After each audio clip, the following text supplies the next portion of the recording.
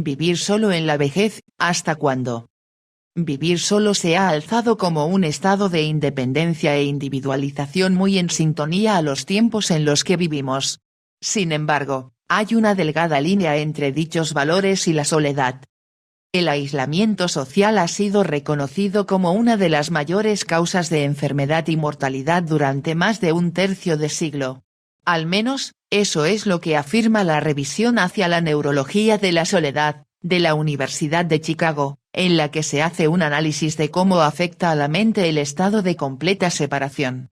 La soledad se puede entender de muchas maneras. Hay quien puede pensar que el problema no está en vivir solo, sino en no tener gente con quien rodearse y compartir.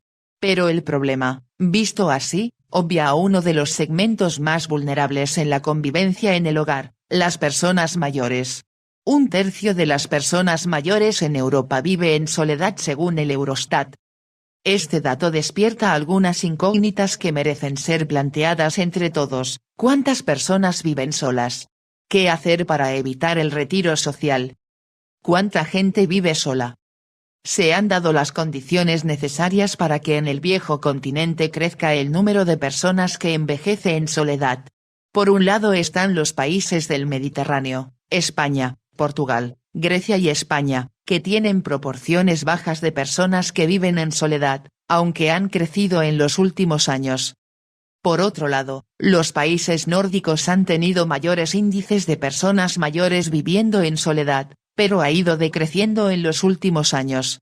En el caso particular de España, el 24% de los mayores están solos en sus casas. Cuando hablamos de personas mayores, nos referimos a aquellas que tienen 65 años o más. A partir de la tercera edad, las mujeres prácticamente doblan al número de hombres que viven solos en Europa, 40,4% de mujeres respecto al 21,3% de hombres. Algunas causas que explican no solo el envejecimiento de la población sino también el por qué envejecemos en soledad son la baja mortalidad, las rupturas familiares y el descenso de los índices de natalidad. Ahora bien, como hemos dicho, detrás de estos datos hay personas cuya salud se ve afectada por una forma de vida que podría no ser tan dañina cuando se es joven o se está en la edad adulta, dado que el entorno laboral, la pareja y los amigos ayudan a mantener el equilibrio. El exceso de tiempo libre podría conllevar estrés. Entonces, ¿hasta qué edad conviene vivir en soledad? ¿Hasta qué edad conviene vivir solo? Nadie se salva del paso de los años, y prácticamente a nadie le gusta sentirse mayor.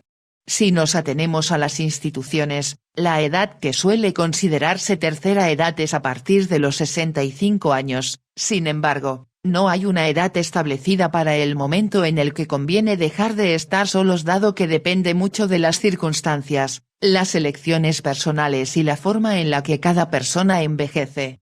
Hay quienes llegan a la tercera edad en un estado de salud formidable, pudiendo hacer muchas actividades fuera de casa. Pero incluso esas personas pueden sufrir una de las lesiones más frecuentes entre los mayores, las caídas.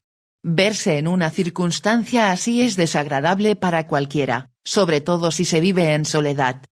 Una caída o un despiste en casa son indicadores de que probablemente esa persona necesita compañía, así como gente que esté a su lado. De ahí que los familiares y allegados se planteen las residencias para que las personas mayores reciban la atención que necesitan. Si bien es cierto que detrás de ese pensamiento hay muchos mitos que han de ser derribados, y es que las residencias son instituciones gestionadas por profesionales que cada vez son más necesarias. Además, los centros de la tercera edad también son espacios donde pueden compartir y relacionarse con más personas de su misma condición, aunque esta no es la única alternativa. ¿Qué alternativas hay para evitar la convivencia en solitario? El contacto social es fundamental para la salud. Esto es precisamente lo que fomenta la residencia Humanitas situada en el pueblo de Deventer, Holanda. En ella, los jóvenes estudiantes pueden quedarse gratis en la residencia siempre y cuando pasen un mínimo de 30 horas con los mayores que residen en el lugar. De esta manera, Se crea un intercambio que beneficia a ambas partes y que en la mayoría de casos desemboca en una relación de complicidad y amistad.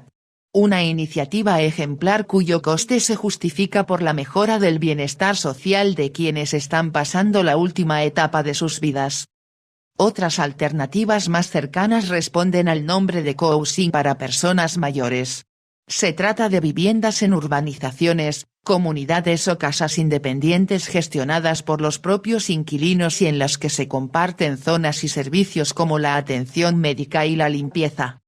Ahora bien, hay que tener en cuenta que esta alternativa se contempla entre las personas mayores que pueden valerse por sí mismas, ya que lo único que cambia es que están acompañadas por otras personas que están en las mismas circunstancias, y además, carecen de profesionales que puedan cuidarlas las 24 horas como ocurre en una residencia.